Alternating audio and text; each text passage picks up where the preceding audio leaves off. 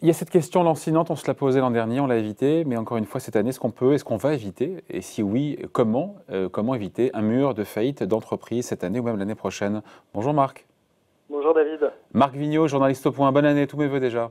Bonne année, très bonne année à vous. Bon, le gouvernement, on sait qu'il a tout fait, évidemment, pour éviter la défaillance, les défauts d'entreprise depuis le début de la crise, avec beaucoup d'outils. On a largement parlé ici, que ce soit les prêts garantis par l'État, le chômage partiel, le fonds de solidarité, les reports de créances sociales et fiscales. Et on peut dire que jusqu'ici, l'objectif, Marc, il a été atteint, puisqu'on a évité cette cascade de faillites. Et quand on voit les chiffres, c'est vrai qu'on a même eu moins de faillites en 2020 qu'en 2019. Cherchez l'erreur, vous me direz, quand on a 30% de faillites en moins, avec une récession historique de moins 10%. C'est ça, en fait, c'est un paradoxe qui n'est finalement qu'apparent. C'est parce que en particulier via son prêt garanti par l'État, via les prêts garantis par l'État qu'il a distribués aux entreprises assez largement, les banques qui les ont distribués et l'État ont permis aux entreprises d'avoir du cash sur leur compte. Le problème, c'est que ce cash, qui a remplacé le chiffre d'affaires qui n'a pas été réalisé pendant les périodes de confinement et pendant la crise sanitaire, il va bien falloir, au bout d'un moment, le rembourser. Et donc, si ça a fait baisser le nombre de faillites artificiellement en 2020, la question, c'est de savoir qu'est-ce qui va se passer le jour où il faudra commencer les remboursements, c'est-à-dire à partir de fin mars prochain. Voilà. Et là, on se dit, est-ce que ce risque de faillite, Marc, ne s'est pas reporté justement sur 2021-2022, quand il va falloir commencer à rembourser, d'autant plus si le gouvernement est tenté, ce n'est pas le sentiment qu'on a pour l'instant, de débrancher un petit peu ou de réduire partiellement son soutien. Et si l'activité ne repart pas non plus comme attendu, tout ça, ça fait une espèce de mâchoire ou de ciseaux, là. Alors, ce qu'il faut d'abord préciser, c'est que tout dépendra évidemment de la situation sanitaire. Le gouvernement doit évidemment poursuivre ses aides si la situation sanitaire se dégrade à nouveau, s'il y a un troisième confinement. La question après, c'est si la situation sanitaire se normalise, que la situation va mieux, qu'est-ce qui va se passer avec la dette accumulée par les entreprises? Parce qu'on sait que c'est souvent en phase de reprise économique que les entreprises ont besoin de... Mais là encore, c'est paradoxal, je vous coupe, c'est paradoxal. On dit que c'est dans la phase de reprise économique que finalement une entreprise peut se retrouver en difficulté. Oui, parce que en fait, une entreprise qui reprend son activité a besoin de payer des fournisseurs, de reconstituer des stocks, et si elle doit commencer en parallèle à rembourser une dette qui peut être lourde, elle peut se retrouver en difficulté. Alors, il y en a qui feront faillite, et il y en a d'autres qui pourraient se retrouver, non pas en faillite, mais qui devront être restructurés, ou d'autres qui auront du mal, qui ne seront pas en faillite ni en restructuration, mais qui auront du mal à investir pendant des années, qui ne pourront pas se développer comme prévu. Et donc ça ralentira à long terme la croissance de l'économie française. Si on a des entreprises qui se retrouvent durablement plombées par de la dette, ça peut amoindrir la capacité de croissance de l'économie française pendant plusieurs années, et donc poser un risque en termes de chômage, en termes de progression de l'économie, et donc de revenus des Français, évidemment.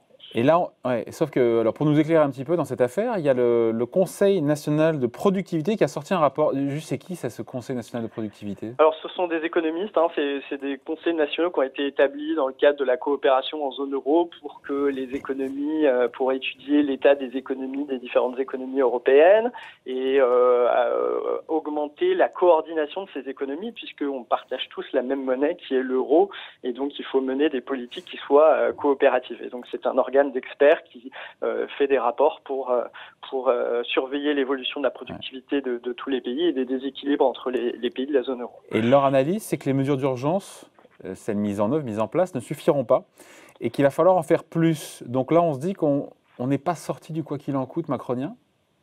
Alors, il faut sortir progressivement du quoi qu'il en coûte, encore une fois, au moment où la situation sanitaire ira mieux, si la situation sanitaire le permet, mais en revanche, va se poser la question de Que faire avec cette dette accumulée? Et c'est sur ce point-là que les économistes du Conseil national de la productivité disent on ne pourra pas juste laisser les entreprises tenter de se débrouiller avec leurs dettes et rembourser, pousser leur fardeau, enfin pousser leur pierre devant eux et porter ce poids qui sera peut-être intenable. Donc il va falloir trouver des solutions pour éviter que les entreprises les plus performantes ne se retrouvent à ne pas pouvoir investir, voire soient mises en faillite.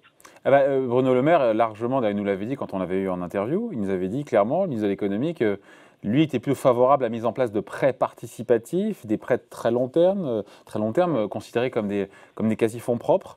Mais quand on écoute ce Conseil national de productivité, c'est pas la bonne solution. Hein.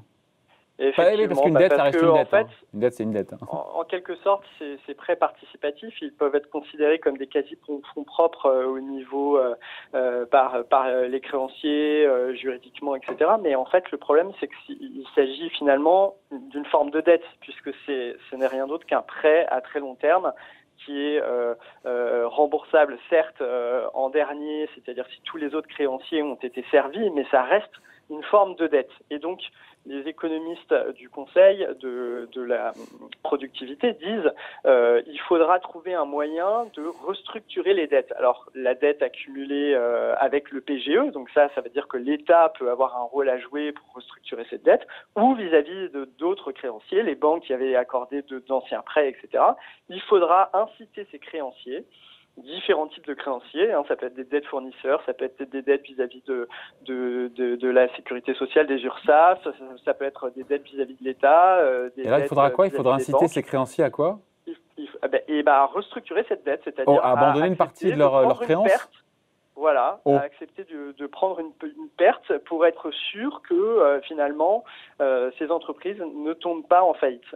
Et il faudra les aider un petit peu. Attendez, aller voir un créancier et lui dire tu vas t'asseoir sur l'argent qu'on te doit. Je pense qu'il y a peut-être potentiellement un crédit d'impôt, un peu comme pour les bailleurs, commerciaux à qui on a dit finalement il y a ce crédit d'impôt de 50% si vous abandonnez les loyers pour les commerces et compagnie, non?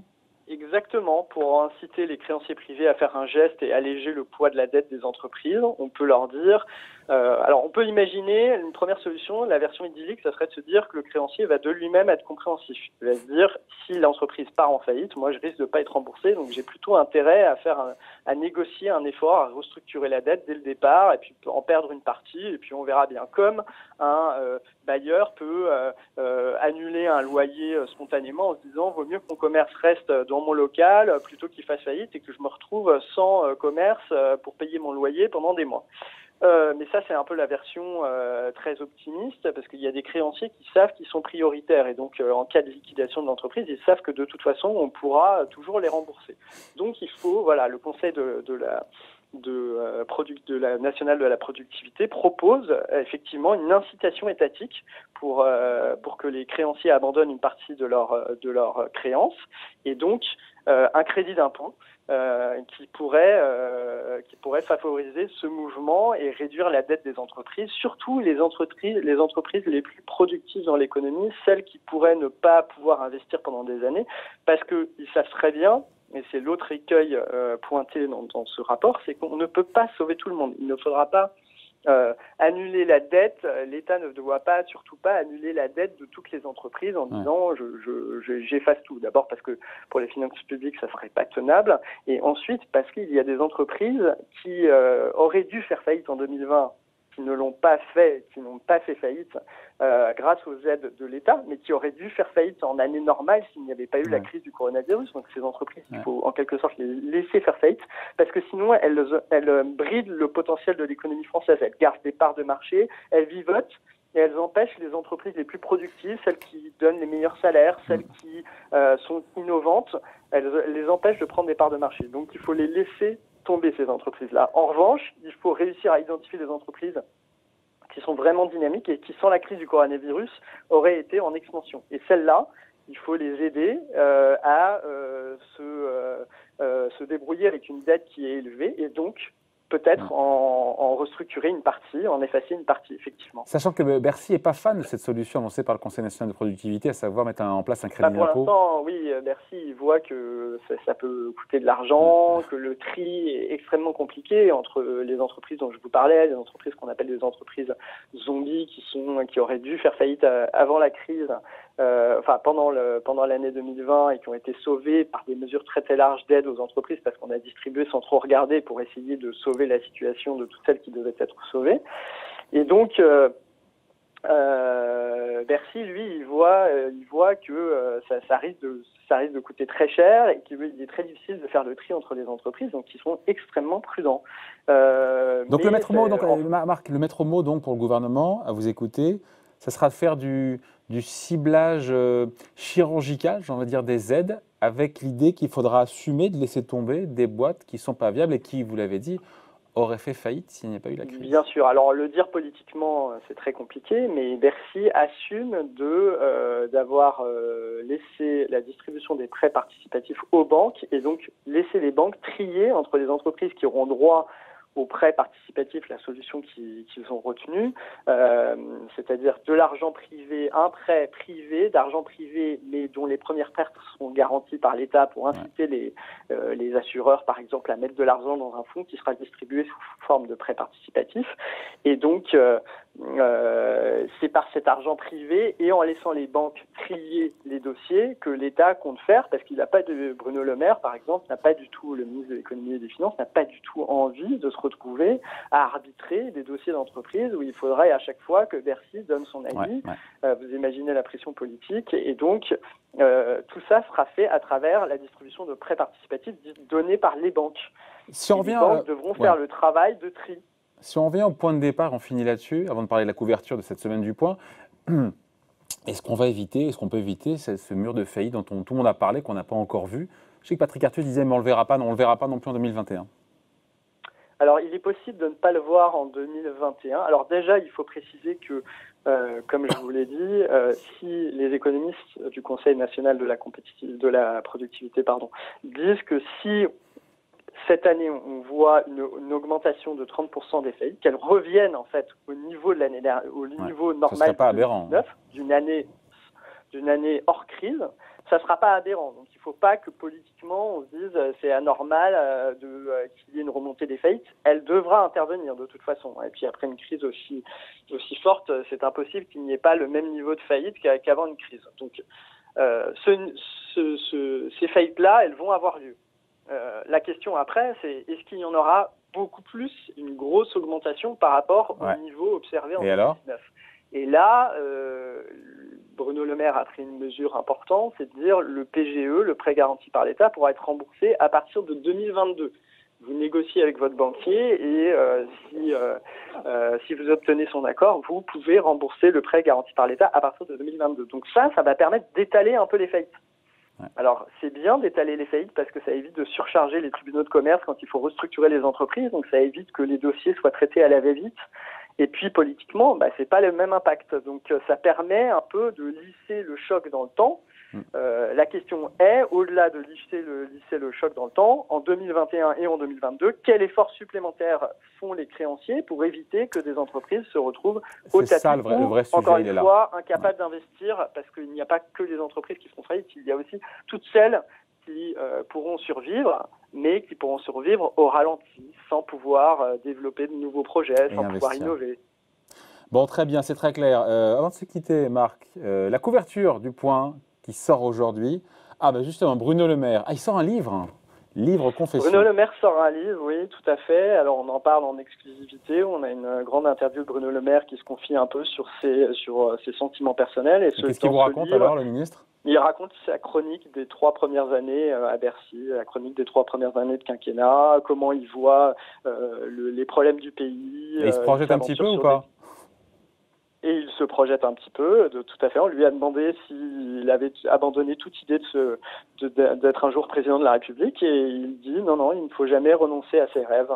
Donc voilà, vous pouvez lire les meilleurs passages du livre dans Le Point, où il raconte un peu les négociations qu'il a eues avec les grands dirigeants de la planète, notamment Bon. Donald Trump et le secrétaire d'État au Trésor américain sur la taxe du numérique. Et donc c'est un peu les coulisses du pouvoir à Bercy. Pouvoir économique. À lire donc cette semaine et dès aujourd'hui dans Le Point. Merci Marc, Marc Vigneault, journaliste Merci donc à David. l'hebdomadaire. Merci, bye.